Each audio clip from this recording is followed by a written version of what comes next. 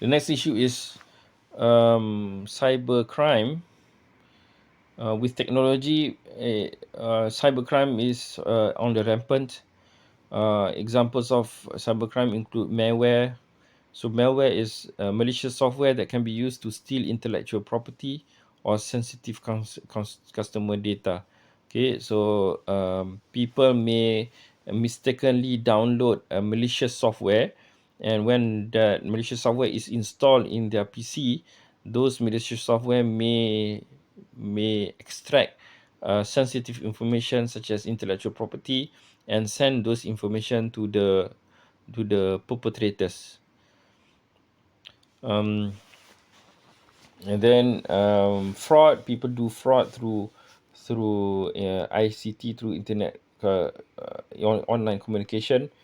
The fraud is the intentional deceit for the purpose of financial or personal gain, and online fraud is a major issue for both businesses and consumers. Phishing is a cybercrime in which attackers disguise themselves as a legitimate business in order to obtain sensitive information. So they tell you that they come from your bank, and then you need to, for this is an example, you need to log in into your account to make sure your account is still active. But when you use the link to go to your bank account, it's actually not a legitimate link. It brings to the false website that looks like your bank website, but it's actually a phishing website. So when you enter your information there, they will collect your user ID and then your password, and they will misuse it. Next issue regarding technology is the digital divide. So digital divide is the varying levels of access to technology across social, geographical, and geopolitical groups. So different people, socially, geographically, and politically, have differences in terms of their level of access to technology. So there is a wide distance. Americans rely on the internet more than ever, yet millions go without it. So even though internet is, we can say, an essential in life, however, there are still millions who do not have access to internet. The Federal Communications Commission has a lifeline program to subsidize funding for mobile devices and internet access. Both businesses and the government are hoping to close digital divide. Supporters of 5G believe that the technology will help extend coverage and therefore uh, uh, minimize the digital divide. Next issue is with regards to biotechnology. So the technology itself may be used for a lot of benefit, um, but it brings in ethical issues. The exploitation of biological processes for industrial and other purposes, especially the genetic manipulation of microorganisms to produce antibiotics, hormones, and other items. That is the definition of biotechnology.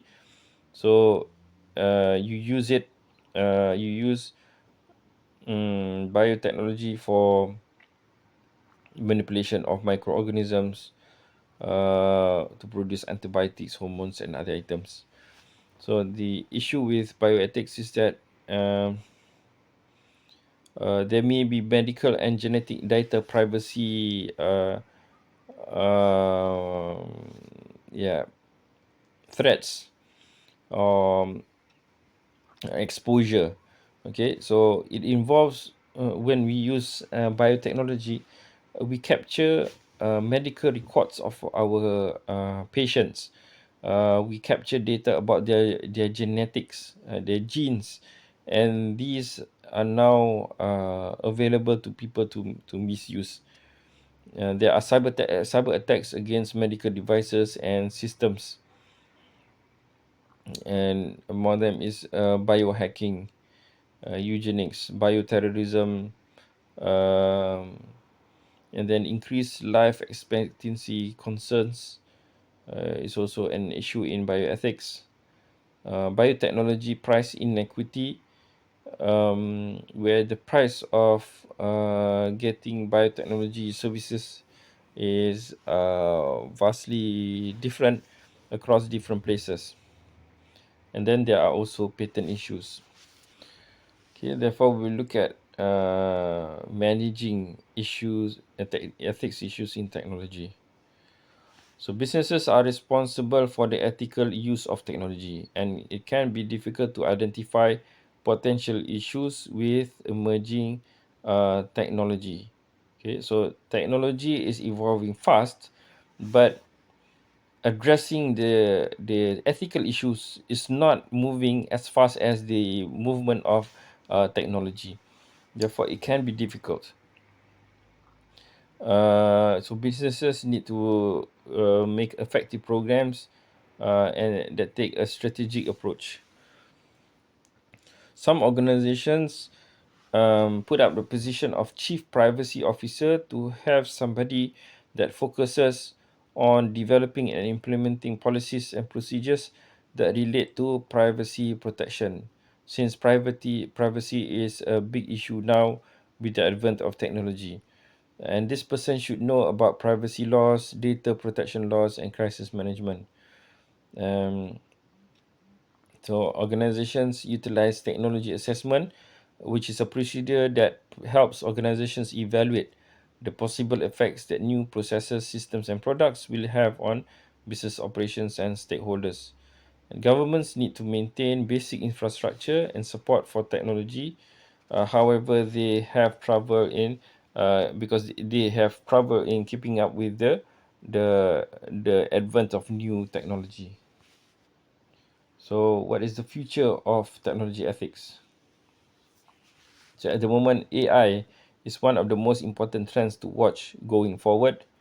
Um, and then machine to machine communication, which allows connected devices to interact without human interventions, such as track decisions, and it tracks decisions and activities of humans, and they send this information to other devices without human intervention.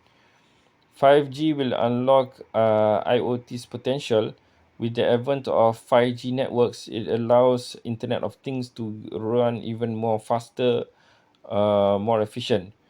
And because of that, many are concerned with the increased data use and consumption.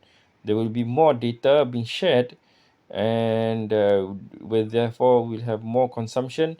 And there is a concern that some of these consumptions will invade the privacy and other ethical considerations.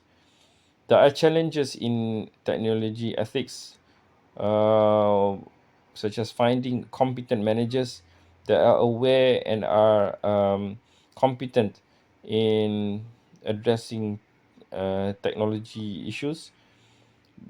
And then there's the challenge of developing frameworks to address the ethics.